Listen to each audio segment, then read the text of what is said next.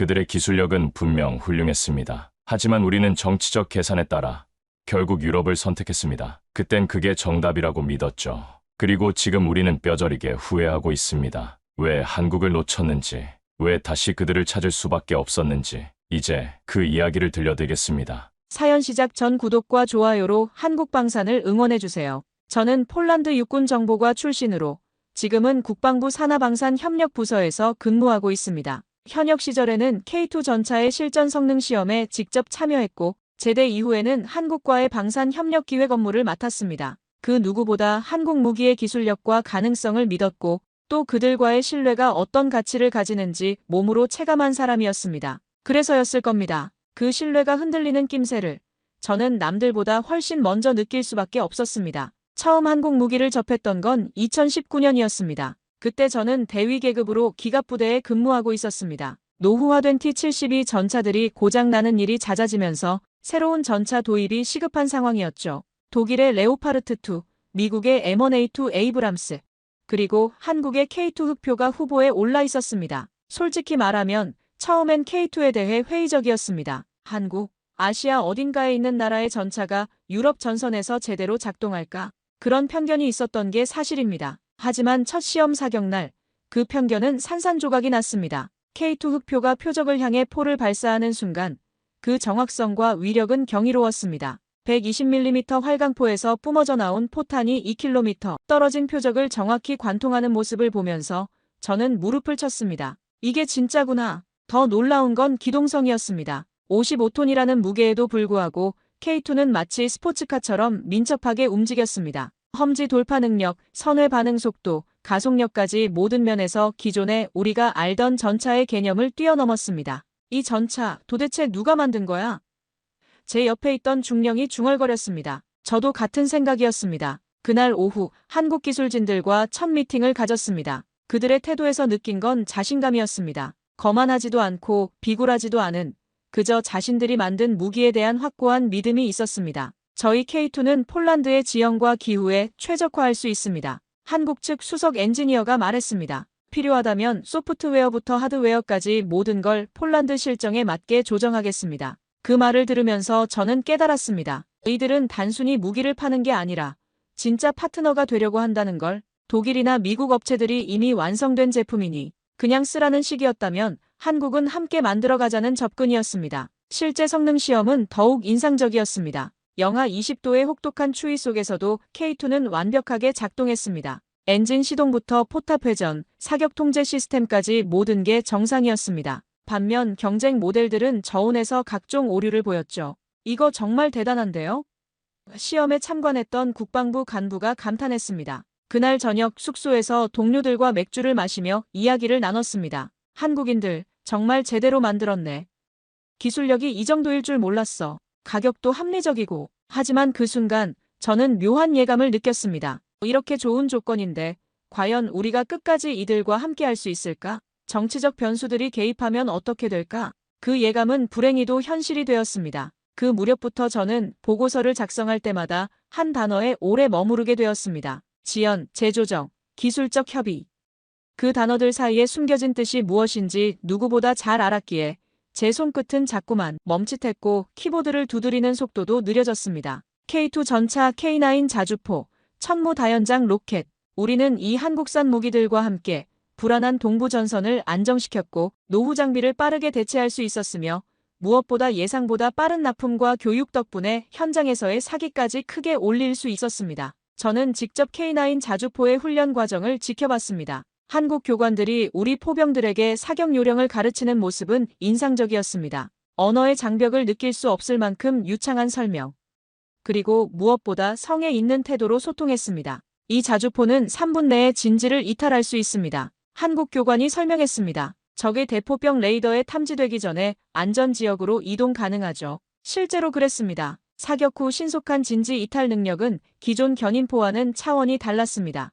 우리 포병들도 금세 익숙해졌고 훈련 성과도 눈에 띄게 향상됐습니다. 하지만 한 해도 채 지나지 않아 국회 국방위원회 안에서 작은 목소리들이 피어오르기 시작했습니다. K2 전차의 정비체계가 나토 표준과 통합되려면 추가 예산이 든다. K9 자주포의 포신 자동화 시스템은 유럽 기술과 호환되지 않는다. 한국 무기는 너무 독립적이고 유럽산 장비와의 통합 운용이 어렵다. 처음엔 기술적 검토라고 생각했습니다. 당연히 해야 할 과정이라고 여겼죠. 하지만 시간이 지날수록 이런 목소리들 뒤에는 다른 의도가 숨어 있다는 걸 깨달았습니다. 어느 날 국방위 비공개 회의록을 보게 됐습니다. 거기엔 이런 내용이 적혀 있었습니다. 폴란드의 안보는 유럽 중심으로 재편되어야 한다. 아시아 국가와의 과도한 의존 관계는 장기적으로 바람직하지 않다. 그 순간 저는 알았습니다. 이건 기술 문제가 아니라 정치 문제라는 걸. 동시에 프랑스와 독일의 방산업체들이 조용히 움직이고 있다는 걸 눈치챘습니다. 독일의 라인메탈,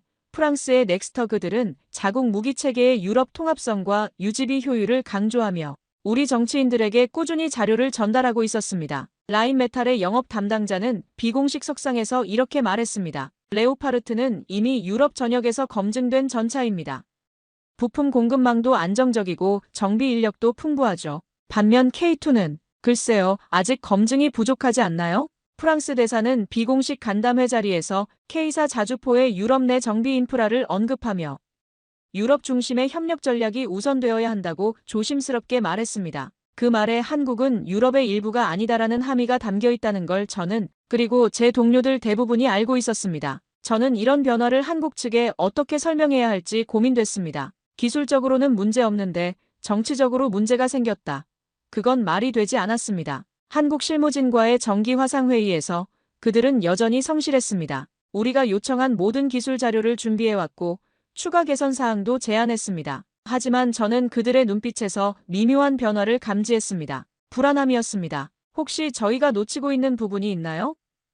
한국 측 프로젝트 매니저가 조심스럽게 물었습니다. 저는 잠시 말을 잇지 못했습니다. 뭐라고 대답해야 할까요? 기술은 완벽한데 정치가 문제다라고 할 수는 없었습니다. 아니요, 모든 게 순조롭게 진행되고 있습니다. 저는 거짓말을 했습니다. 그 순간 가슴 한편이 무거워졌습니다. 그리고 실제로 한국과의 협력 실무진은 점점 줄어들기 시작했습니다. 회의는 연기되었고 보고서 회신은 늦어졌으며 과거엔 밤에도 오가던 이메일들이 이제는 주말 이후 회신, 예전 같은 자동응답으로 바뀌어 있었습니다. 저는 매일 사무실에 출근하면서 생각했습니다. 우리가 지금 무엇을 잃어가고 있는 걸까? 단순히 무기 공급업체 하나를 바꾸는 게 아니라 신뢰라는 더 큰 자산을 잃어가고 있는 건 아닌 건지. 그 시점에서 한국 측이 먼저 협력 중단을 통보해오지는 않았습니다. 오히려 그들은 일정 조정과 기술 설명에 성실히 응답하고 있었고 필요한 서류도 제때 보내왔습니다. 하지만 저희 쪽 분위기는 그와 달랐습니다. 한 번은 국방부 내 비공식 회의에서 한 고위 간부가 이렇게 말했습니다. 우리가 유럽 중심으로 협력 방향을 전환할 필요가 있어. 한국은 기술력은 뛰어나지만 우리의 장기적인 안보 협력 구도와는 좀 맞지 않는 측면이 있어. 저는 아무 말도 하지 않았습니다. 하지만 가슴속 어딘가가 천천히 식어가는 기분이 들었습니다. 기술이 문제가 아니었습니다. 결국 문제는 한국은 유럽이 아니다라는 인식이었습니다. 그 말은 다시 말해 아무리 좋은 무기라도 정치적으로 불편하면 제외될 수 있다는 뜻이었습니다. 저는 그날 밤 혼자 사무실에 남아서 한국과의 협력 일지를 다시 읽어봤습니다. 초기 접촉부터 시작해서 기술 시연, 계약 체결, 교육 과정까지의 모든 기록이 거기 있었습니다. 특히 눈에 띈 건 한국 기술진들의 세심함이었습니다. 우리가 제기한 모든 요구사항을 꼼꼼히 검토하고 대안을 제시했습니다. 심지어 우리가 미처 생각하지 못한 부분까지 미리 준비해왔죠. 예를 들어 폴란드의 겨울 기후를 고려한 윤활유 교체 주기 조정, 우리 군의 정비 교리에 맞춘 매뉴얼 번역, 심지어 폴란드어로 된 음성 안내 시스템까지 개발했습니다. 이 정도면 정말 파트너십이라고 할 수 있겠는데 저는 혼잣말을 중얼거렸습니다. 하지만 현실은 달랐습니다. 동시에 프랑스와 독일의 방산 로비는 점점 노골적으로 바뀌었습니다. 프랑스 넥스터는 K서 자주포의 유럽 내 정비 인프라 확대 계획을 우리 국방위 간사들에게 직접 설명했고 독일의 라인메탈은 기존 나토 장비와의 호환 테스트 결과를 강조하며 레오파르트 전차야말로 진정한 유럽의 자존심이라는 표현을 공식 문서에 사용했습니다. 저는 그런 문서들을 검토하면서 씁쓸함을 느꼈습니다. 기술적 우수성보다는 유럽성이 더 중요한 평가 기준이 되고 있었습니다. 한국 측 무기들에 대해서는 기술은 우수하지만 유럽 방산 체계와의 연계는 미비하다는 평가가 반복됐습니다. 그건 기술에 대한 평가라기보다는 정치에 가까운 레토릭이었습니다. 그 분위기는 폴란드 언론에도 조금씩 반영되기 시작했습니다. 한국산 무기, 유지비 과다로 협력 재검토, 프랑스 독일의 공동방위 네트워크, 폴란드는 예외될 것인가? 그런 기사들을 보면서 저는 분노보다는 안타까움을 느꼈습니다. 현장에서 직접 한국 무기의 성능을 확인한 사람으로서 이런 식의 논조가 얼마나 사실과 다른지 알고 있었기 때문입니다. 실제로 K2 전차는 훈련장에서 독일제 레오파르트보다 우수한 성능을 보였습니다. 특히 험지 돌파 능력과 정밀 사격 능력에서는 확실한 차이가 있었죠. K9 자주포도 마찬가지였습니다. 사격 정확도와 연사 속도에서 프랑스제 케이서를 앞섰습니다. 하지만 이런 사실들은 점점 묻혀갔습니다. 대신 유럽 통합이라는 명분이 모든 걸 덮어버렸습니다. 극이 읽던 날, 저는 오랜만에 서울에 있는 한국 실무자 한 분에게 메일을 썼습니다. 아무 의전도 없는 아주 짧은 개인 메일이었습니다. 당분간 상황이 정리될 때까지 일정이 다소 늦춰질 수도 있습니다. 불편을 드린다면 죄송합니다. 그리고 한참 뒤 그 실무자로부터 이렇게 답장이 왔습니다. 이해합니다. 기다리는 건 익숙합니다. 처음부터 저희는 그렇게 시작했으니까요. 그 문장을 읽는 순간 저는 머리를 숙였습니다. 그들이 다시 실망하게 될까봐 저는 그날 책상에 앉은 채로 몇 번이나 보고서를 찢고 다시 썼습니다. 한국은 단순히 무기 공급업체가 아니었습니다. 그들은 진정한 파트너가 되려고 했던 사람들이었습니다. 그런데 우리는 그 손을 놓으려 하고 있었습니다. 저는 그날 밤 늦게까지 사무실에 남아서 생각했습니다. 군인으로서 그리고 한 사람으로서 과연 이게 옳은 선택인가? 그날은 금요일 저녁이었습니다. 서울에서 온 마지막 기술 보고서가 제 책상 위에 놓여 있었습니다. 서류의 오른쪽 상단엔 3차 보안 사항 나토 표준 연계 테스트 결과라는 문구가 적혀 있었고 그 아래 한국 실무자의 이름이 정성스레 서명되어 있었습니다. 그 문서 하나를 보는데 30분이 넘게 걸렸습니다. 사실 읽는데 어려움은 없었습니다. 모든 데이터는 정리되어 있었고 보안 지시사항은 거의 완벽히 반영되어 있었습니다. 문제는 제 눈이 아니라 제 마음이었습니다. 한국 측은 우리가 제기한 모든 기술적 요구사항을 충족시켰습니다. 나토 표준 통신 프로토콜 적용, 유럽산 부품과의 호환성 확보, 심지어 독일제 정비 장비와의 연동까지 완료했다고 나와 있었습니다. 특히 인상적이었던 건 K2 전차의 화력 통제 시스템 개선 내용이었습니다. 기존 한국 표준에서 나토 표준으로 완전 전환하면서도 성능 저하는 전혀 없었습니다. 오히려 일부 기능은 더 향상됐다고 되어 있었죠. 이 정도면 더 이상 기술적 문제 제기는 불가능하겠는데 저는 중얼거렸습니다. 하지만 저는 알고 있었습니다. 이제 문제는 기술이 아니라는 걸, 정치적 결정이 이미 내려졌다는 걸. 보고서를 다 읽고도 저는 그대로 앉아 있었습니다. 문득 제 마음속에서 이런 소리가 들렸습니다. 이걸 그냥 보고만 있어도 되는 걸까? 처음엔 그저 군인의 입장이었습니다. 정해진 임무 상부의 결정, 기계적인 보고. 저는 누군가의 명령을 따르며 살아온 사람입니다. 하지만 지금 제 손에 있는 이 서류는 단순한 보고서가 아니라 신뢰에 대한 답장이었습니다. 그들이 아직 포기하지 않았다는 걸 보여주는 작은 증거. 상대방은 기다리고 있었고 우리의 조그만 결정 하나가 그 신뢰를 완전히 무너뜨릴 수도 있었습니다. 저는 자리에서 천천히 일어났습니다. 창밖으로는 어둑해진 바르샤바 하늘이 보였습니다. 시계는 오후 7시를 가리키고 있었고 사무실은 이미 대부분 퇴근한 뒤였습니다. 그 순간 저는 결심했습니다. 적어도 한 번은 제 목소리를 내보자고. 다음 주 월요일 정기방산협력회의가 있었습니다. 저는 그 회의에서 한국 측 보고서를 정식으로 상정하기로 했습니다. 물론 혼자만의 결정이었습니다. 상부에서 지시받은 것도 아니고 동료들과 상의한 것도 아니었습니다. 주말 내내 저는 발표 자료를 준비했습니다. 한국 무기의 기술적 우수성, 나토 표준 적합성, 그리고 무엇보다 그들이 보여준 협력 의지를 객관적 데이터로 정리했습니다. 특히 강조하고 싶었던 건 신뢰성이었습니다. 한국은 지금까지 약속한 모든 걸 지켰습니다. 납기, 성능, 가격, 심지어 우리가 추가로 요구한 사항들까지 모두 충족시켰습니다. 이런 파트너를 놓친다는 건 단순히 무기 하나를 바꾸는 게 아니라 우리의 신뢰성까지 잃는 겁니다. 저는 발표 원고에 그렇게 적었습니다. 월요일 아침 회의실에 들어서면서 저는 긴장했습니다. 과연 내 목소리가 들어줄지 아니면 그냥 한 실무자의 개인적 의견으로 치부될지. 하지만 저는 알고 있었습니다. 지금이 아니면 정말 마지막 기회가 될 것 같다는 걸. 한국과의 신뢰를 지킬 수 있는 마지막 순간이라는 걸. 보고서를 다시 파일에 넣고 작은 메모지 하나에 짧게 써내려갔습니다. 이 문서 회의에서 한 번 더 검토 요청 바랍니다. 기술적 완성도 충분히 있습니다. 아무도 보지 않는 시간, 아무도 듣지 않는 방식이었습니다. 하지만 저는 알고 있었습니다. 지금 필요한 건 공식 문서도 정치적 회의도 아닌 누군가의 작지만 진심 어린 손길이라는 걸요. 다음 주 월요일 아침 저는 회의실에 들어서며 마음속으로 한 번 더 다짐했습니다. 오늘은 반드시 말해야 한다. 내 방식대로. 회의 안건은 다음 분기 무기 도입 일정 조정과 예산 집행 우선순위 재검토였습니다. 익숙한 형식이었고 익숙한 얼굴들이었습니다. 그리고 익숙하게 한국은 검토 대상으로 분류되어 있었습니다. 레오파르트 EA8은 기존 훈련 체계와 잘 맞습니다. 유지 인력도 이미 유럽 내에 갖춰져 있고요. 독일 측 제안을 검토한 간부가 말했습니다.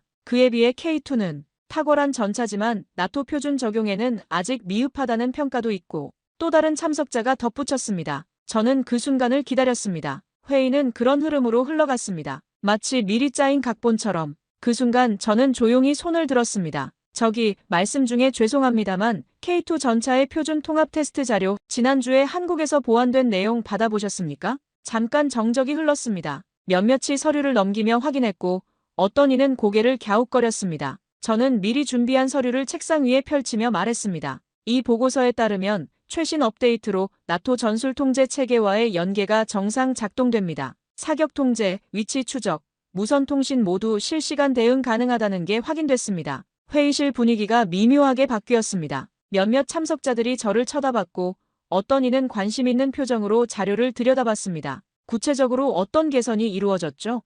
한 중령이 물었습니다. 저는 준비해온 데이터를 하나씩 설명했습니다. 첫째, 화력 통제 시스템이 나토 표준 프로토콜을 완전 지원합니다. 둘째, 전장 관리 시스템이 기존 폴란드군 체계와 100% 호환됩니다. 셋째, 정비 매뉴얼과 부품 코드가 나토 표준으로 통일됐습니다. 회의실 한쪽에서 누군가가 작게 중얼였습니다. 한국이 이렇게까지 보완했나? 저는 그 순간을 놓치지 않았습니다. 기술적으로는 충분합니다. 오히려 일부 영역에서는 기존 유럽 장비보다 우수한 성능을 보이고 있습니다. 우리에게 필요한 건 지금 그들의 진심을 어떻게 받아들이느냐입니다. 제 목소리에 힘이 실렸습니다. 만약 우리가 이걸 외면한다면 단순히 무기를 바꾸는 게 아니라 동맹의 신뢰를 스스로 무너뜨리는 셈입니다. 실무를 담당하는 한 대령이 질문했습니다. 그런데 유지비나 운용비 측면에서는 어떻습니까? 유럽 장비 대비 효율성이 있나요? 저는 이미 준비된 답변을 했습니다. 한국 측이 제시한 20년 운용비 계산서를 보면 독일제 대비 약 15% 저렴합니다. 특히 부품 공급 체계가 안정적이고 기술 지원도 신속합니다. 신속하다는 게 어느 정도인가요? 또 다른 질문이 이어졌습니다. 예를 들어 엔진 부품 교체가 필요할 때 독일은 평균 6에서 8주가 소요되는데 한국은 2, 3주 내 공급 가능합니다.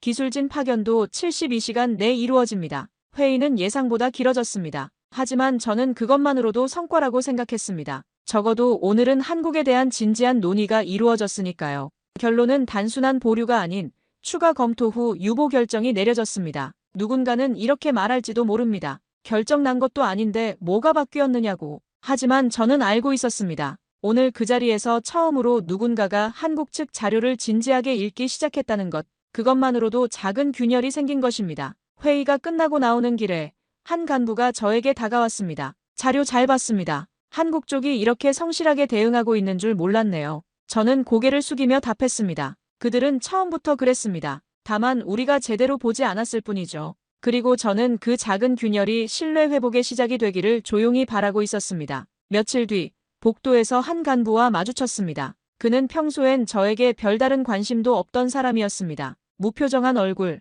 간결한 말투, 정무형이라 불리는 부류였지요. 그가 저를 보고 걸음을 멈추더니 조용히 말했습니다. 회의 때 당신 말 인상 깊었소. 저는 무심코 고개를 숙이며 인사했습니다. 감사합니다. 그냥 해야 할 말이라 생각했습니다. 그는 주위를 살피더니 낮은 목소리로 덧붙였습니다. 국방부 대외협력국에서 실무회의 하나 열리는데 자네처럼 한국 건 알고 있는 사람이 하나쯤 있어야 하지 않겠나. 비공식이긴 한데 참석해보겠나? 저는 잠시 생각하다가 고개를 끄덕였습니다. 기꺼이요. 그 순간 저는 알 수 있었습니다. 조직은 겉으론 변하지 않은 듯 보여도 보이지 않는 곳에서 조금씩 균열이 생기고 있다는 걸. 사실 그 간부는 바르바라 코발스키 대령이었습니다. 국방부 정책기획실에서 20년 넘게 근무한 베테랑이었죠. 그는 냉전 시대부터 폴란드의 안보 정책을 다뤄온 사람이었고 특히 동맹국과의 관계에서는 실용주의를 추구하기로 유명했습니다. 젊은 친구, 정치와 현실을 구분할 줄 아는 군인이 드물어.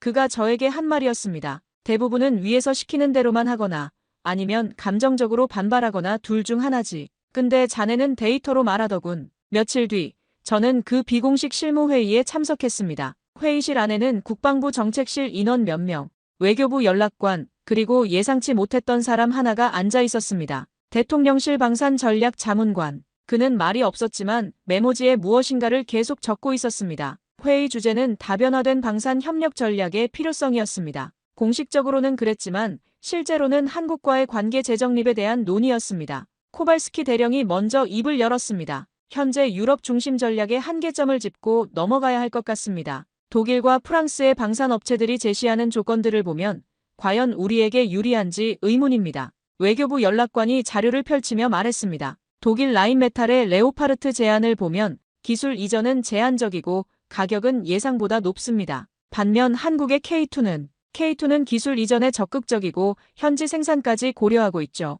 저는 자연스럽게 말을 이었습니다. 특히 엔진과 변속기 기술의 경우 한국은 완전한 기술 이전을 약속했습니다. 대통령실 자문관이 처음으로 고개를 들었습니다. 구체적으로 어느 정도의 기술 이전인가요? 저는 미리 준비한 자료를 꺼냈습니다. 도면 제공, 생산 기술 교육, 심지어 개량 개발에도 참여할 수 있도록 하겠다는 제안이 있었습니다. 이는 독일이나 프랑스에서는 절대 불가능한 조건입니다. 흥미롭군요. 자문관이 메모를 적으며 말했습니다. 회의는 예상보다 짧고 조용하게 끝났습니다. 하지만 분위기는 달랐습니다. 처음으로 한국에 대한 긍정적 검토가 공식적으로 거론됐습니다. 회의가 끝난 뒤 저는 한 외교부 직원에게 조용히 말을 걸었습니다. 혹시 한국 쪽과 다시 접촉할 가능성이 있을까요? 그는 의미심장한 미소를 지으며 말했습니다. 글쎄요. 요즘은 어디든 열려있는 창은 필요하니까요. 정말 신뢰를 회복하고 싶다면 먼저 그 창을 열 수 있는 사람이 필요하겠죠. 그 말이 제게는 그 역할을 해보라는 제안처럼 들렸습니다. 코발스키 대령이 저에게 다가와서 말했습니다. 자네가 한국에 직접 가볼 생각은 없나? 비공식적으로 말이야. 현지 상황을 파악해보는 것도 의미가 있을 것 같은데. 저는 잠시 생각했습니다. 개인적인 방문이라면 부담이 없겠지만 그것이 어떤 의미를 갖게 될지는 예측하기 어려웠습니다. 준비해보겠습니다. 저는 대답했습니다. 그날 밤 저는 오랜만에 서울에 있는 한국 실무자에게 메일을 보냈습니다. 사적인 방문이지만 근무 외 시간에 잠깐 만날 수 있을까요? 논의할 것들이 있습니다. 답장은 생각보다 빨리 왔습니다. 언제든 환영합니다. 기다리고 있겠습니다. 그 짧은 답장에서 저는 희망을 봤습니다. 아직 문은 닫히지 않았다는 것을. 바르샤바는 서울보다 훨씬 조용했습니다. 늦겨울의 도시는 차가웠고 사람들의 표정은 무거웠습니다. 저는 다시 사무실로 복귀했지만 마치 몇 달간 다른 세계를 다녀온 사람처럼 책상 위의 서류들이 낯설게 느껴졌습니다. 한국에서 보았던 그 차분하고 준비된 태도, 기술 이상의 신뢰를 품고 있었던 그들의 시선이 자꾸만 떠올랐습니다. 그리고 그런 감정은 회의 시간마다 더욱 선명해졌습니다. 지금은 유럽 중심의 전략을 재정비해야 할 시기입니다. 독일, 프랑스와의 공동개발건도 재검토에 들어갔습니다. 한국과의 협력은 너무 단기적입니다. 지속 가능성을 고려해야죠. 그 말들 속에는 실제 검토보다 더 많은 정치가 담겨 있었습니다. 결국 우리는 돌아올 수밖에 없었습니다. 시간도 예산도 쏟아부었고 유럽의 명성을 믿었습니다. 독일과 프랑스를 선택했던 그 순간은 정치적으로는 올바른 선택이라 평가받았습니다. 그런데 그 다음이 문제였습니다. 우리는 한국 기술을 유럽 프로젝트에 이식하려 했습니다. K2 전차의 동력 모듈, K9 자주포의 발사 시스템, 천무의 정밀 유도 소프트웨어 일부까지 일부 의원들은 이제 유럽의 자산으로 편입됐다고 자랑했죠. 하지만 몇 달이 지나지 않아 현장 보고서는 하나같이 동일한 결론을 내렸습니다. 적용 실패, 호환성 불충분, 작전 배치 불가. 저는 그 보고서들을 하나하나 검토하면서 한숨을 쉬었습니다. 예상했던 일이었지만 실제로 확인하니 더욱 답답했습니다. 독일 라인메탈의 기술진이 K2 전차의 엔진 시스템을 레오파르트에 적용하려 했지만 근본적인 설계 철학이 달라서 실패했습니다. 프랑스 넥스터도 마찬가지였습니다. K9 자주포의 사격 통제 시스템을 K서에 이식하려 했지만 소프트웨어 아키텍처가 완전히 달랐습니다. 그들은 기술을 가져갔지만 그 기술을 만든 철학과 시스템, 그리고 그것을 다루는 사람들까지 가져가지는 못했습니다. 한 독일 기술 책임자는 솔직하게 인정했습니다. 우린 설계는 받아갔지만 그게 어떻게 움직이는지를 몰랐습니다. 그 말이 우리를 멈춰 세웠습니다. 우리가 진짜 잃어버렸던 건 단순한 부품이 아니었습니다. 그들과 함께 쌓아온 신뢰 체계였고 수년간의 협업 속에서만 완성됐던 운용 기술이었습니다. 더욱 뼈아픈 건 시간이었습니다. 유럽 업체들과의 재협상, 기술 적용 실패, 다시 원점으로 돌아가는 과정에서 많은 시간이 흘렀습니다. 그 사이 러시아의 위협은 더욱 커졌고 우리의 노후 장비는 더욱 낡아갔습니다. 국방위원회에서는 책임론이 제기됐습니다. 왜 검증되지 않은 기술 이식을 시도했느냐? 애초에 한국과의 협력을 중단한 게 잘못이었다. 저는 그런 논의들을 지켜보면서 씁쓸함을 느꼈습니다. 지금 와서 책임을 묻는다고 해서 잃어버린 시간이 돌아오는 건 아니었으니까요. 그 순간 다시 문을 두드릴 곳은 하나뿐이었습니다. 정치가 등을 돌려도 언론이 비난을 해도 그들은 조용히 기다렸습니다. 아니, 기다리지도 않았습니다. 그저 그 자리에 준비된 상태로 여전히 있었습니다. 저는 그날 밤 오랜만에 서울로 메일을 보냈습니다. 공식적인 것도 거창한 것도 아닌 그저 한 사람의 진심을 담은 짧은 메시지였습니다. 다시 이야기할 수 있을까요? 결국 우리는 돌아올 수밖에 없었습니다. 시간도 예산도 쏟아부었고 유럽의 명성을 믿었습니다. 독일과 프랑스를 선택했던 그 순간은 정치적으로는 올바른 선택이라 평가받았습니다. 우리는 한국 기술을 유럽 프로젝트에 이식했습니다. K2 전차의 동력 모듈, K9 자주포의 발사 시스템, 천무의 정밀 유도 소프트웨어 일부까지. 의원들은 이제 유럽의 자산으로 편입됐다고 자랑했죠. 하지만 몇 달이 지나지 않아 현장 보고서는 하나같이 동일한 결론을 내렸습니다. 한 독일 기술 책임자는 말했습니다. 우린 설계는 받아갔지만 그게 어떻게 움직이는지를 몰랐습니다. 그 말이 우리를 멈춰 세웠습니다. 우리가 진짜 잃어버렸던 건 단순한 부품이 아니었습니다. 그들과 함께 쌓아온 신뢰 체계였고 수년간의 협업 속에서만 완성됐던 운용 기술이었습니다. 시간도 문제였습니다. 그 사이 동부 전선의 위협은 더욱 커졌고 우리 장비는 더욱 노후화됐습니다. 예산 낭비, 시간 지연, 안보 공백까지 모든 게 우리 잘못이었습니다. 그 순간 다시 문을 두드릴 곳은 하나뿐이었습니다. 정치가 등을 돌려도 언론이 비난을 해도 그들은 조용히 기다렸습니다. 그저 그 자리에 준비된 상태로 여전히 있었습니다. 우리가 그 문을 다시 열었을 때 마치 아무 일도 없었던 것처럼 그들은 우리를 맞아주었습니다. 다시 K2를 도입합니다. K9의 후속 개량형도 협의 중입니다. 이번엔 기술 이전 조건 없이 완제품 기준으로 계약합니다. 우리가 그렇게 요청했습니다. 왜냐하면 이제 알았기 때문입니다. 진짜 기술은 단순히 설계도나 부품이 아니라는 걸, 그것을 만들어낸 철학과 그것을 다루는 사람들과 그리고 그 모든 것을 뒷받침하는 신뢰라는 걸, 이것이 우리가 한국을 다시 찾게 된 이유입니다. 이유는 단순합니다. 실전에서 증명된 기술, 한 번도 흔들리지 않은 신뢰, 그리고 마지막까지 준비되어 있었던 그들이 최고였기 때문입니다. 저는 지금도 부끄러운 마음을 감출 수 없습니다. 군인으로서 그리고 폴란드 국민의 한 사람으로서 우리가 얼마나 어리석었는지 뼈저리게 느끼고 있습니다. 우리는 한국을 과소평가했습니다. 아시아의 작은 나라, 우리보다 늦게 민주화된 나라, 분단된 나라. 그런 편견 속에서 그들의 진짜 실력을 보지 못했습니다. 하지만 현실은 달랐습니다. 한국은 우리가 생각했던 것보다 훨씬 앞서 있었습니다. 기술력도 생산 능력도 그리고 무엇보다 신뢰를 지키는 자세에서 말입니다. 독일과 프랑스는 명성은 있었지만 진정한 파트너는 아니었습니다. 그들은 자신들의 기술을 팔려고 했을 뿐 우리와 함께 발전하려는 생각은 없었습니다. 반면 한국은 달랐습니다. 그들은 진짜 동반자가 되려고 했습니다. 우리가 그들을 떠났을 때 한국은 문을 닫지 않았습니다. 원망하지도 않았습니다. 오히려 언젠가 우리가 돌아올 것을 믿고 그날을 위해 준비하고 있었습니다. 이것이 진짜 강함입니다. 무기의 성능이나 기술력이 아니라 신뢰를 지키는 힘, 그리고 상대방의 선택을 존중하면서도 자신의 길을 묵묵히 걸어가는 자세. 지금 K2 전차들이 다시 폴란드로 오고 있습니다. K9 자주포도 마찬가지입니다. 이번에는 그 어떤 정치적 계산도 없습니다. 순수하게 성능과 신뢰만으로 선택한 것입니다. 현장에서 그 무기들을 다루는 우리 병사들은 말합니다. 역시 한국 무기가 최고다. 왜 진작 이걸 안 썼을까? 저는 그런 말을 들을 때마다 씁쓸합니다. 우리가 착각했던 시간을, 그리고 그 시간 동안 쌓을 수 있었던 더 깊은 신뢰를 생각하면 말입니다. 하지만 늦었다고 생각할 때가 가장 빠른 때라는 말처럼 지금이라도 우리가 제대로 된 선택을 해서 다행입니다. 정치가 아닌 현실을, 명분이 아닌 실력을, 편견이 아닌 사실을 바탕으로 한 선택을 말입니다. 한국과의 협력은 이제 시작입니다. 무기 도입에서 끝나는 것이 아니라 진정한 동반자로서 함께 발전해 나가는 관계로 나아갈 것입니다. 기술 협력, 공동 개발, 인력 교류까지 모든 영역에서 말입니다. 저는 이제 확신합니다. 한국은 폴란드의 진정한 파트너라는 것을, 그리고 우리가 그들과 함께한다면 어떤 위협에도 맞설 수 있다는 것을. 군인으로서 마지막으로 하고 싶은 말이 있습니다. 진짜 강한 나라는 무기가 좋아서가 아닙니다. 신뢰할 수 있는 동맹이 있어서입니다. 그리고 그 동맹을 소중히 여기고 지켜나가는 자세가 있어서입니다. 우리는 한번 실수했지만 이제는 다릅니다. 한국과 함께 걸어갈 것입니다. 진정한 파트너로서 서로를 믿고 의지하는 동맹으로서 말입니다. 이것이 제가 여러분에게 전하고 싶었던 이야기입니다. 한국의 진짜 실력을, 그 신뢰의 소중함을 이제서야 깨달았습니다. 한글이 세계를 지배한다고요? 말도 안 되는 소리. 영국의 명문 케임브리지 대학교 강의실 한 학생의 항의에 모두의 시선이 한 곳으로 향하고 있는데요. 과연 이 강의실에서 무슨 일이 있었던 걸까요?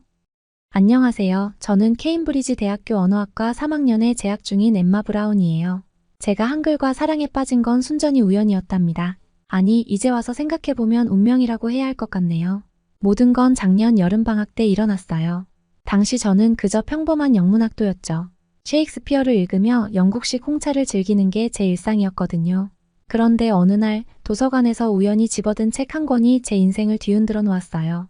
세종대왕 문자로 세상을 바꾼 왕이라는 책이었죠. 세상에, 이게 정말이야? 책을 읽으며 저도 모르게 감탄사가 터져 나왔어요.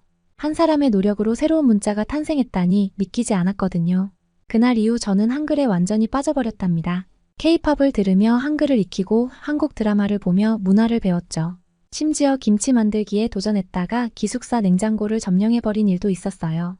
하지만 제가 한국어를 배우면 배울수록 주변의 반응은 점점 이상해졌어요. 엠마, 넌 왜 하필 한국어야? 중국어나 아랍어가 훨씬 실용적이지 않아? 친구들이 물었죠. 그래도 저는 알고 있었어요. 한글에는 뭔가 특별한 것이 있다는 걸요. 그리고 그 특별함을 증명할 기회가 곧 찾아왔답니다.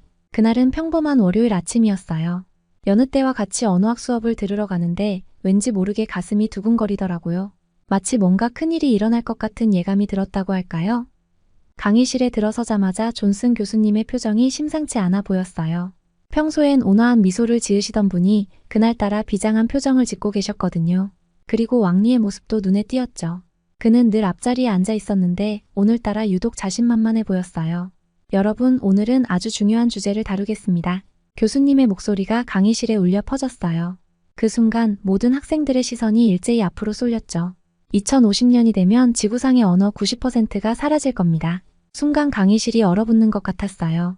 하지만 더 놀라운 사실은 한국어가 세계 5대 언어로 부상할 거라는 겁니다. 그 말을 듣는 순간 제 심장이 터질 것 같았어요.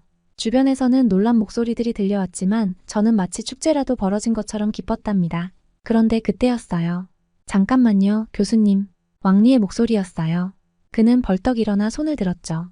평소에도 자주 그랬지만 이번엔 특히 그의 목소리에 날이 서 있었어요. 그게 말이 됩니까? 중국어야말로 미래의 언어 아닌가요? 5천년의 역사와 14억 인구를 가진 중국어가 어떻게 한국어보다 뒤처질 수 있죠? 왕리의 얼굴엔 분노가 가득 차 보였어요. 그는 평소에도 중국의 위대함을 자주 언급하곤 했는데 이번엔 정말 흥분한 것 같았죠. 존슨 교수님은 침착하게 대답하셨어요. 왕리군, 좋은 질문입니다. 하지만 언어의 미래는 단순히 사용자 수나 역사의 길이로 결정되지 않아요. 효율성, 학습 용이성, 그리고 문화적 영향력 등 여러 요소를 고려해야 합니다. 그 말씀에 저는 고개를 끄덕였어요. 한글의 과학성과 한류의 영향력을 떠올리니 교수님의 말씀을 충분히 이해할 수 있었죠. 하지만 왕리는 여전히 납득하지 못한 표정이었어요. 그래도 교수님, 중국어의 위대함을 무시할 순 없잖아요? 우리는 실크로드를 통해 전 세계와 교류했고 종이와 화약을 발명했어요.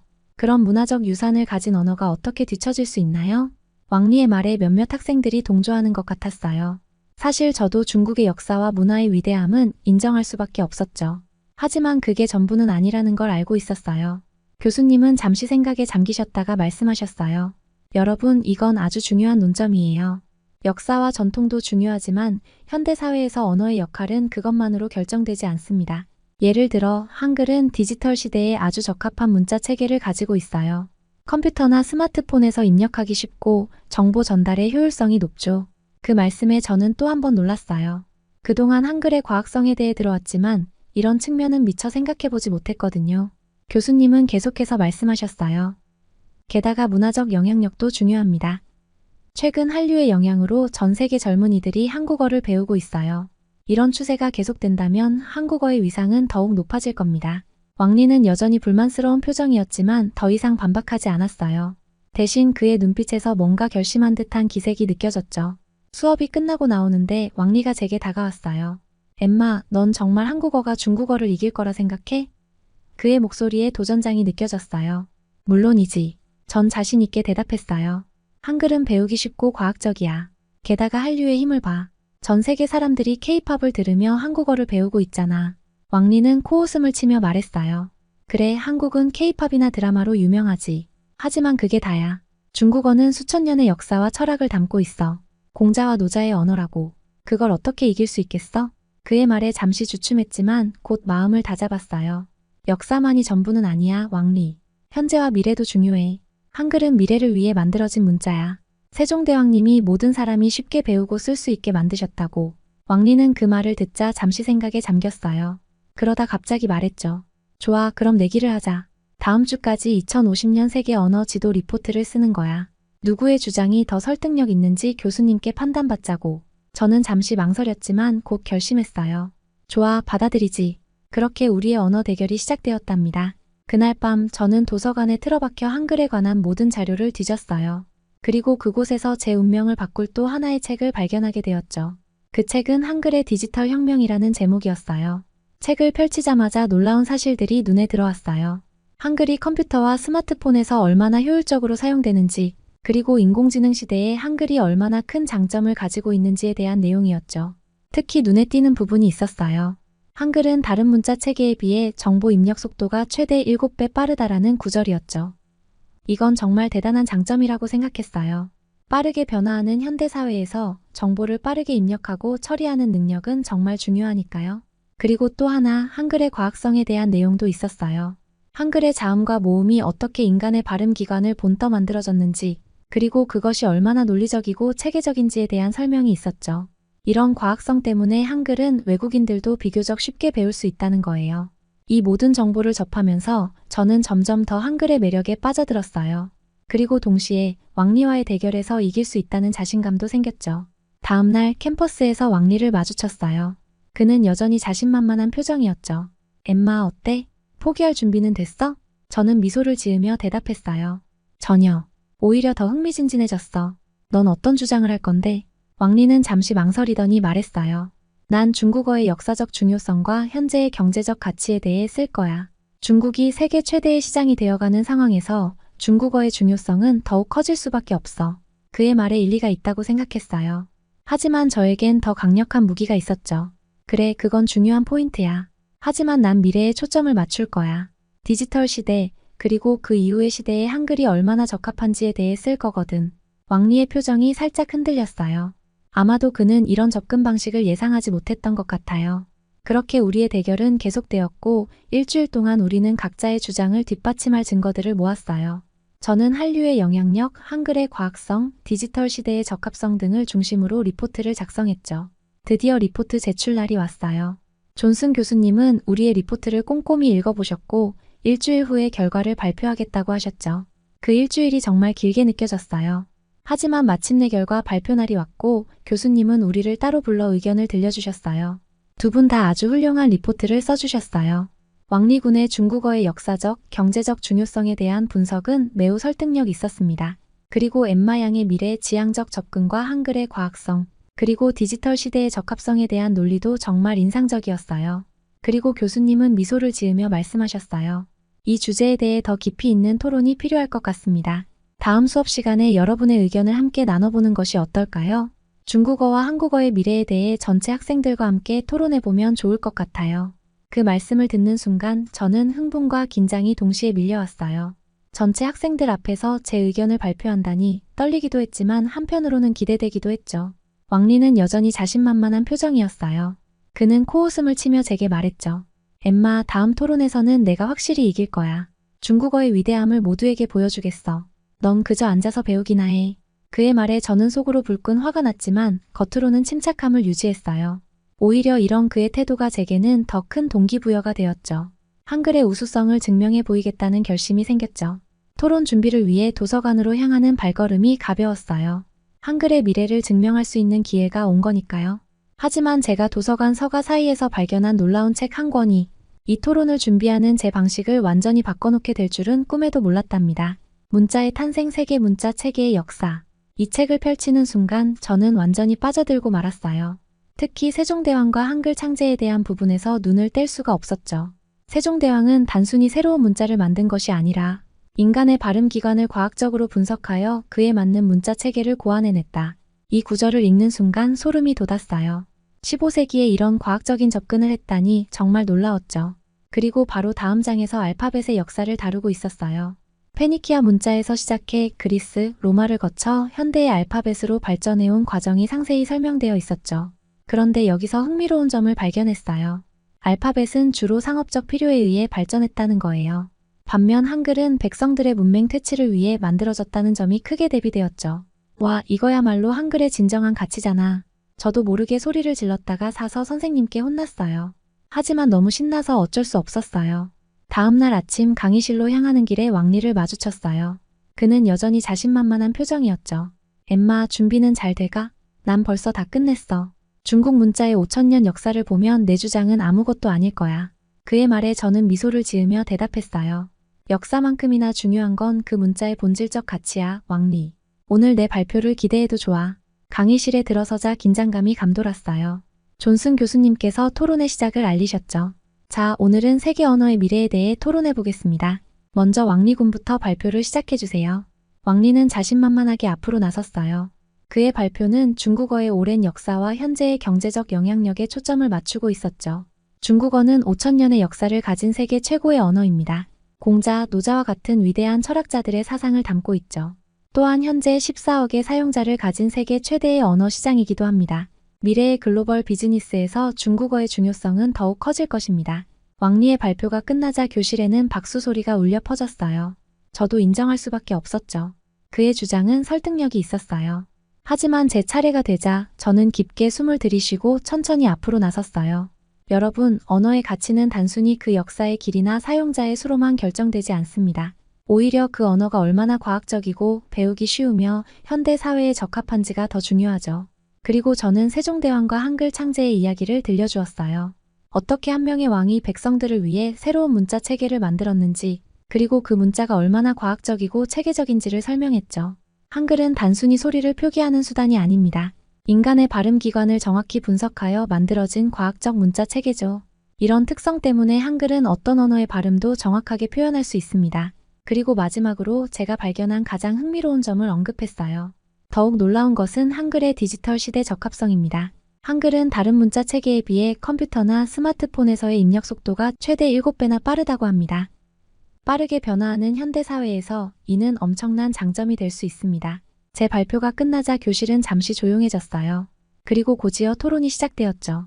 학생들은 열정적으로 자신의 의견을 제시했고 때로는 격렬한 논쟁도 벌어졌어요. 토론이 끝나갈 무렵 존슨 교수님께서 입을 여셨어요. 오늘 정말 훌륭한 토론이었습니다. 두 언어 모두 각자의 가치와 중요성이 있죠. 하지만 미래를 생각할 때 우리는 단순히 과거의 영광이나 현재의 영향력만을 고려해서는 안 됩니다. 앞으로의 기술 발전과 사회 변화에 얼마나 잘 적응할 수 있는지도 중요한 요소입니다. 교수님의 말씀에 대부분의 학생들이 고개를 끄덕였지만 왕리의 표정은 여전히 굳어 있었어요. 강의실을 나오면서 왕리가 제게 다가왔어요. 그의 눈빛은 여전히 날카로웠죠. 엠마, 내 발표는 그저 감상적인 이야기일 뿐이야. 실제 세계에서는 중국어가 훨씬 더 중요하고 강력해. 이건 아직 끝나지 않았어. 저는 침착하게 대답했어요. 왕리, 우리 둘 다 좋은 점을 가지고 있어. 하지만 미래는 아무도 모르는 거야. 왕리는 코웃음을 치며 말했어요. 곧 알게 될 거야, 엠마. 다음에는 내가 반드시 이길 테니까. 그의 말에 저도 결의를 다졌어요. 좋아, 기대하고 있을게. 토론 이후 캠퍼스 전체가 언어의 미래에 대한 이야기로 들썩였어요. 학생들 사이에서는 한국어와 중국어의 장단점을 비교하는 토론이 끊이지 않았죠. 그러던 중 세계적인 언어학자 마이클 홀브룩 교수님의 특강 소식이 들려왔어요. 특강 당일 강당은 발 디딜 틈 없이 꽉 찼어요. 홀브룩 교수님은 21세기가 언어의 대변혁기가 될 것이라고 예측하셨죠. 그리고 놀랍게도 한국어가 향후 50년 내에 영어를 제치고 세계 공용어가 될 가능성이 있다고 말씀하셨어요. 특히 주목해야 할 것은 한국어입니다. 한글의 과학성과 한국의 문화적 영향력을 고려할 때 향후 50년 내에 한국어가 영어를 제치고 세계 공용어가 될 가능성이 있습니다. 이 말씀에 강당이 술렁였고 왕리는 즉각 반발했어요. 그는 중국의 경제력과 인구를 근거로 중국어야말로 미래의 언어라고 주장했죠. 하지만 홀브룩 교수님은 언어의 미래가 단순히 경제력이나 인구로 결정되지 않는다고 대답하셨어요. 특강 이후 왕리는 분노를 감추지 못했어요. 그는 제가 홀브룩 교수님께 뭔가 했을 거라고 의심했고 중국어의 우수성을 반드시 증명하겠다며 으름장을 놓았죠. 다음 날부터 캠퍼스는 그야말로 언어 전쟁터가 되었어요. 왕리는 중국어 우수성 입증 프로젝트를 시작했고 저희도 한글 미래 연구회를 만들어 봤었죠. 2달 동안 캠퍼스는 중국어파와 한국어파로 나뉘어 치열한 논쟁이 벌어졌어요. 상황이 과열되자 존슨 교수님께서 개입하셨어요. 교수님은 언어의 본질적 목적을 상기시키시며 미래 언어 심포지엄 개최를 제안하셨죠. 여러분, 이 논쟁이 너무 과열되고 있어요. 언어는 서로를 이해하고 소통하기 위한 도구입니다. 우리는 언어의 다양성을 존중하면서도 미래를 위해 어떤 언어가 더 효율적일지 객관적으로 연구해야 해요. 대부분의 학생들은 이 제안에 동의했지만 왕리는 여전히 불만스러운 표정이었어요. 그는 심포지엄에서 반드시 중국어의 우위를 증명하겠다고 다짐했죠. 심포지엄 준비로 바쁜 나날이 이어지는 동안 캠퍼스 밖에서는 놀라운 일이 벌어지고 있었어요. 한국의 대중문화가 전 세계를 강타하고 있었거든요. 어느 날 아침 저는 기숙사 라운지에서 놀라운 광경을 목격했어요. 평소엔 조용하던 그곳이 K-팝 음악으로 가득 차 있었죠. 여러 나라에서 온 학생들이 한국 아이돌의 춤을 따라 추고 있었어요. 그중 한 학생이 제게 다가와 물었어요. 혹시 한국어 좀 가르쳐 줄 수 있어? BTS의 노래 가사를 이해하고 싶어서. 이런 광경은 비단 우리 학교뿐만이 아니었어요. 전 세계적으로 한국어 학습 열풍이 불고 있다는 뉴스가 연일 보도되고 있었죠. CNN에서는 미국의 고등교육기관에서 한국어 수강생이 급증하고 있다고 보도했어요. 2002년 5,211명이던 수강생이 2016년에는 14,000명으로 늘어났다는 거예요.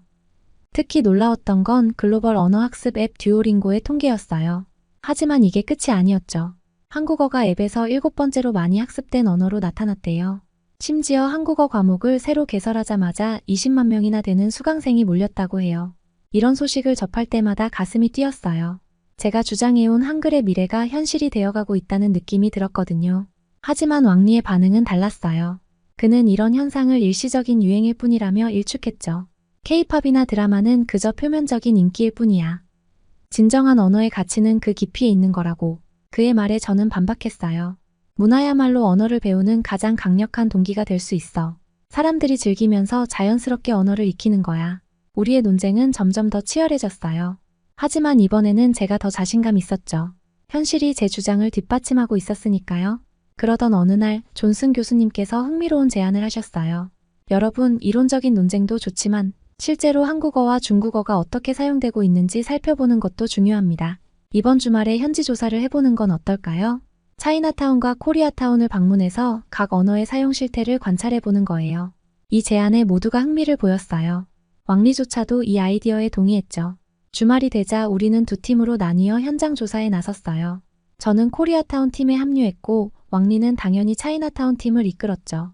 코리아타운에 도착하자마자 저는 놀라지 않을 수 없었어요. 거리 곳곳에서 한글 간판이 눈에 띄었고 다양한 국적의 사람들이 한국 음식을 즐기고 있었어요. 특히 한 카페에서는 외국인들이 한국어로 대화를 나누는 모습도 볼 수 있었죠. 와, 여기서 한국어를 배우고 있어요? 제가 물었더니 그들은 웃으면서 대답했어요. 네, K-드라마를 자막 없이 보고 싶어서요. 이런 광경을 보며 저는 한글의 미래에 대해 더욱 확신을 갖게 되었어요. 하지만 동시에 궁금해졌죠. 과연 차이나타운에서는 어떤 모습이 펼쳐지고 있을까? 그날 밤 양쪽 팀이 모여 조사 결과를 공유했어요. 차이나타운 팀의 보고를 들으며 저는 중국어의 영향력도 무시할 수 없다는 걸 인정할 수밖에 없었죠. 하지만 동시에 한류의 힘이 얼마나 강력한지도 다시 한번 확인할 수 있었어요. 이번 현장 조사로 우리 모두가 언어의 실제 사용에 대해 새로운 시각을 갖게 되었어요. 하지만 왕리는 여전히 자신의 입장을 고수했죠. 왕리의 굳은 표정을 보며 저는 한숨을 내쉬었어요. 그의 고집스러운 태도는 변하지 않았고 우리의 의견 차이는 여전히 컸죠. 현장 조사를 마치고 돌아오는 길에 저는 복잡한 감정에 휩싸였어요. 한류의 힘을 직접 목격하며 한글의 미래에 대해 더욱 큰 희망을 품게 되었지만 동시에 왕리와의 대립이 깊어지는 것 같아 마음이 무거웠거든요. 캠퍼스로 돌아오는 버스 안에서 저는 창밖을 바라보며 생각에 잠겼어요. 코리아타운에서 본 활기찬 모습들, 한국어를 배우려는 외국인들의 열정, 그리고 K-팝과 한국 드라마의 인기. 이 모든 것이 한글의 밝은 미래를 보여주는 것 같았어요. 하지만 동시에 차이나타운의 모습도 떠올랐죠. 오랜 역사와 전통이 느껴지는 거리, 중국어로 활발하게 대화를 나누는 사람들. 중국어의 영향력 역시 무시할 수 없다는 걸 인정할 수밖에 없었어요.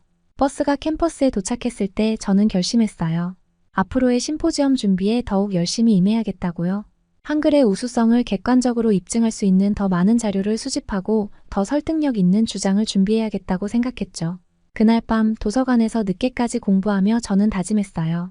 언어의 가치는 단순히 사용자 수나 역사의 길이로만 결정되는 게 아니라는 걸, 그리고 한글이 가진 과학성과 효율성이 미래 사회에 얼마나 중요한지를 반드시 증명해 보이겠다고요. 심포지엄이 다가올수록 캠퍼스는 더욱 열기를 띠었어요. 저는 한글의 우수성을 입증할 더 강력한 증거를 찾기 위해 도서관에서 밤을 새우곤 했죠. 그러던 어느 날 흥미로운 연구 결과를 발견했어요. 각국의 한국어 학습 동기라는 제목의 논문이었어요. 이 논문은 전 세계 여러 나라에서 사람들이 왜 한국어를 배우는지 조사한 내용을 담고 있었죠. 태국에서는 한국 드라마를 자막 없이 이해하고 싶어서 한국어를 배우는 사람들이 늘고 있다고 했어요. 베트남의 경우는 한국 기업에 취직하고 싶어서 한국어를 열심히 공부한다고 하더라고요. 특히 눈길을 끈 건 인도의 사례였어요. 14억 인구를 가진 인도가 제2외국어로 중국어가 아닌 한국어를 채택했다는 거예요. 이건 정말 놀라운 일이었죠. 유럽의 경우도 흥미로웠어요. 처음에는 한글이 낯설어 당혹스러워하지만 오히려 그 독특함 때문에 더 흥미를 느낀다고 해요. 알파벳과는 전혀 다른 문법이나 문화가 새로운 도전이 된다는 거죠. 이 자료를 들고 연구의 친구들에게 달려갔어요. 다들 제 말을 듣고 흥분했죠. 이거야. 이게 바로 우리가 찾던 거야. 친구 제시카가 소리쳤어요. 우리는 곧바로 이 내용을 바탕으로 프레젠테이션을 만들기 시작했어요. 한글이 단순히 의사소통의 도구를 넘어 문화와 경제, 그리고 새로운 도전을 추구하는 사람들의 욕구를 충족시키는 수단이 되고 있다는 걸 보여주고 싶었거든요. 그런데 이 소식이 어떻게 왕리의 귀에 들어갔는지 그가 저희 연구실로 찾아왔어요. 그래봤자 일시적인 현상일 뿐이야. 중국어의 5,000년 역사와 14억 인구를 이길 순 없을 거야. 왕리의 말에 저는 차분히 대답했어요. 왕리, 언어의 가치는 단순히 역사의 길이나 사용자 수로 결정되는 게 아니야. 그 언어가 얼마나 많은 사람들에게 영감을 주고 새로운 기회를 제공하는지가 중요해. 왕리는 코웃음을 치며 돌아갔지만 그의 눈빛에서 작은 동요를 느낄 수 있었어요. 그날 밤 저는 문득 이런 생각이 들었어요. 우리가 서로의 언어를 경쟁 대상으로만 볼 게 아니라 각각의 가치를 인정하고 존중할 수 있다면 어떨까? 그렇게 된다면 우리는 더 풍요로운 언어 세계를 만들어갈 수 있지 않을까? 이런 생각을 하며 저는 심포지엄에서 한글의 우수성뿐만 아니라 언어의 다양성이 가진 가치도 함께 이야기해야겠다고 마음먹었어요. 그리고 그 준비를 위해 다시 한번 책상에 앉았죠. 심포지엄이 일주일 앞으로 다가왔을 때 존슨 교수님께서 특별 강의를 하신다는 공지가 났어요. 주제는 문자 체계의 과학적 분석이었죠. 저는 이 강의가 제 주장에 큰 도움이 될 거라 생각하고 첫 줄에 자리 잡았어요. 교수님은 다양한 문자 체계를 비교하시며 강의를 시작하셨어요. 그리고 마침내 한글에 대한 이야기가 나왔죠. 한글은 세계 문자 체계 중 가장 과학적으로 설계된 문자입니다. 자음은 발음기관의 모양을 본떠 만들었고, 모음은 하늘, 땅, 사람을 상징하는 점과 선의 조합으로 이루어져 있죠. 교수님의 설명을 들으며 저는 그동안 미처 몰랐던 한글의 깊이를 새삼 깨달았어요. 특히 놀라웠던 건 한글의 제작 원리에 대한 설명이었어요. 훈민정음 해례본을 보면 한글이 얼마나 체계적으로 만들어졌는지 알 수 있습니다. 각 글자의 제작 원리가 상세히 설명되어 있죠. 이는 다른 문자 체계에서는 찾아보기 힘든 특징입니다. 강의가 끝나고 나오면서 저는 흥분을 감출 수 없었어요. 이건 정말 강력한 논거가 될 수 있을 것 같았거든요.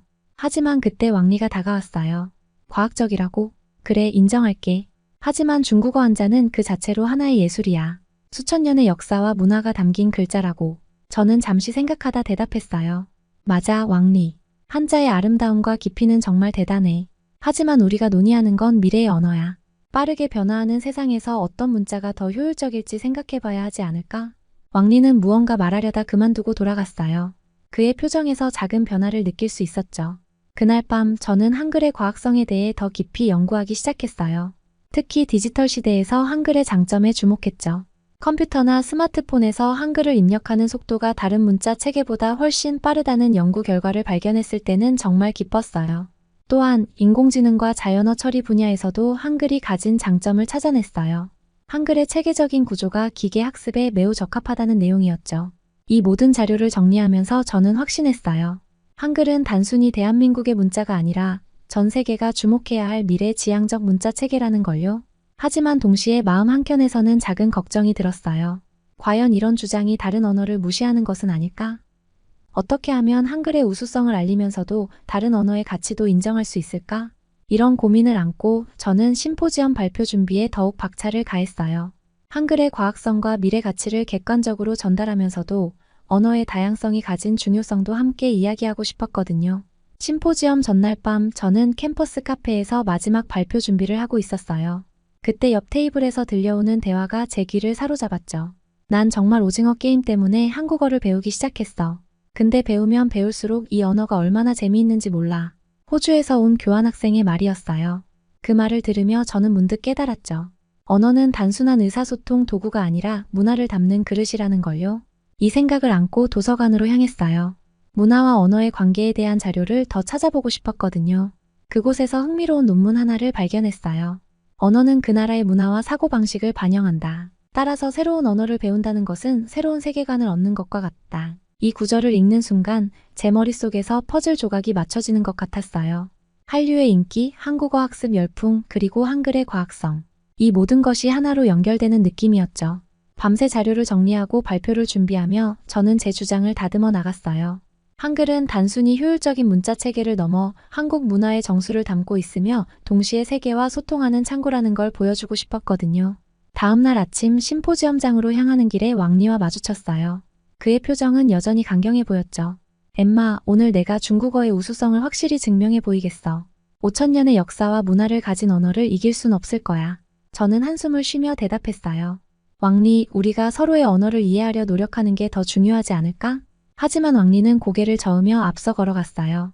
발표가 시작되고 저는 떨리는 마음으로 단상에 올랐어요. 그리고 제가 준비한 내용을 열정적으로 전달했죠. 발표를 마치고 내려오는 제게 많은 학생들이 박수를 보내주었어요. 하지만 왕리는 여전히 불만족스러운 표정이었죠.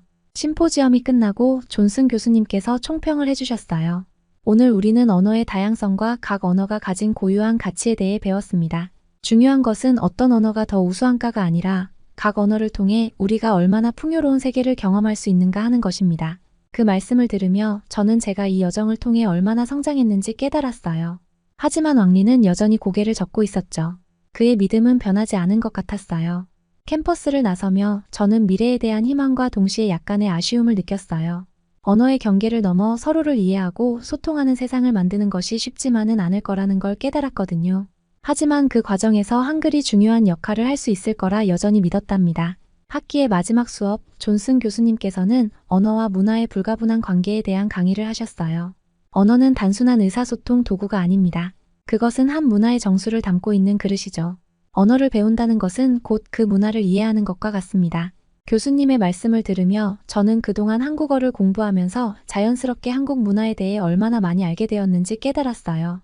K-팝 가사의 의미를 이해하게 되었고 한국 드라마를 자막 없이 볼 수 있게 되었죠. 심지어 김치 맛의 미묘한 차이도 구별할 수 있게 되었답니다. 강의가 끝난 후 저는 제 메일함을 확인했어요. 그리고 그곳에서 놀라운 소식을 발견했죠. 제가 지원했던 서울의 한 대기업에서 인턴십 합격 통지를 보내온 거예요. 세상에, 이게 정말인가요? 너무 기뻐서 소리를 질렀다가 주변 학생들의 이상한 시선을 받았지만 전혀 개의치 않았어요. 이제 제 꿈이 현실이 되어가고 있다는 사실이 너무나 설레었거든요. 그날 밤 저는 한국에서의 미래를 상상하며 잠들었어요. 서울의 번화가를 걸으며 한국어로 대화하는 제 모습, 회사에서 한국 동료들과 함께 일하는 모습, 그 모든 것이 이제 곧 현실이 될 거라고 생각하니 가슴이 벅차올랐답니다. 서울 인천공항에 발을 디딘 순간 저는 깊은 숨을 들이마셨어요. 드디어 여기 왔구나. 택시를 타고 도심으로 향하는 길, 저는 운전기사 아저씨와 한국어로 대화를 나눴어요. 서툴지만 제 말을 알아들으시는 아저씨의 미소에 저도 모르게 뿌듯해졌죠. 인턴 생활은 제 예상보다 훨씬 더 만족스러웠어요. 한국의 기업 문화, 빠른 의사결정 과정, 그리고 팀워크의 중요성. 모든 것이 새롭고 배울 점이 많았죠. 처음에는 어려움도 있었지만 점점 적응해 나가면서 제 역할을 찾아갔어요. 6개월의 인턴 기간이 끝날 무렵 저는 정직원 제안을 받았어요. 하지만 저는 영국으로 돌아가기로 결심했죠. 한국에서의 경험을 더 많은 사람들과 나누고 싶었거든요. 영국으로 돌아온 후 저는 대학과 기업에서 한국어와 한국 문화에 대한 강연을 시작했어요. 제 경험담과 함께 한글의 과학성, 한국 문화의 매력, 그리고 미래 국제사회에서 한국어의 중요성에 대해 열정적으로 이야기했죠. 한글은 단순한 문자가 아닙니다. 그것은 과거와 현재, 그리고 미래를 잇는 다리입니다. 한글을 통해 우리는 새로운 세계를 만날 수 있고 더 넓은 시야로 세상을 바라볼 수 있습니다. 제 강연을 들은 많은 사람들이 한국어와 한국 문화에 관심을 갖기 시작했어요. 그들의 눈빛에서 저는 예전의 제 모습을 보았죠. 그리고 다시 한번 다짐했어요. 앞으로도 계속해서 한글의 아름다움과 가치를 세계에 알리는 일을 해나가겠다고요. 한글은 제게 단순한 문자가 아닌 새로운 세상으로 향하는 열쇠였어요. 이제 와 생각해보면 한글 덕분에 제 삶이 완전히 바뀌었네요. 처음엔 그저 예쁜 글자라고만 생각했는데 지금은 제 인생의 중요한 부분이 됐어요. 한국어를 배우면서 새로운 친구들도 사귀고 전에는 몰랐던 문화도 알게 됐죠. 앞으로 어떤 일들이 기다리고 있을지 정말 궁금해요. 한 가지 확실한 건 한글과 함께라면 어떤 새로운 경험도 즐겁게 받아들일 수 있을 것 같다는 거예요. 오늘 사연은 여기까지입니다. 영국 케임브리지에서 한글의 매력에 빠진 엠마의 이야기 어떠셨나요? 우리의 한글이 세계 곳곳에서 이렇게 사랑받고 있다니 가슴이 뿌듯해집니다. 이런 문화 교류를 통해 한국의 위상이 더욱 높아지길 바라봅니다. 오늘 사연에 대한 여러분의 생각을 댓글로 남겨주세요. 감동뭉클에서는 여러분의 소중한 마음을 모아 사연 주인공들에게 전해드리고 있습니다. 여러분 주변에 감동적이거나 재미있는 실제 사연들을 제보받고 있으니 언제든 저희 공식 메일로 제보해주세요. 오늘 들려드린 사연에 공감하셨다면 구독과 좋아요 눌러주시고 주변 분들과도 공유해주세요. 여러분의 작은 관심과 응원이 더욱 좋은 콘텐츠를 만드는 데 큰 힘이 됩니다. 오늘도 여러분의 하루의 작은 즐거움이라도 되었기를 바라며 지금까지 감동뭉클이었습니다. 끝까지 시청해주셔서 감사합니다. 다음에 더 감동적인 사연으로 찾아뵙겠습니다.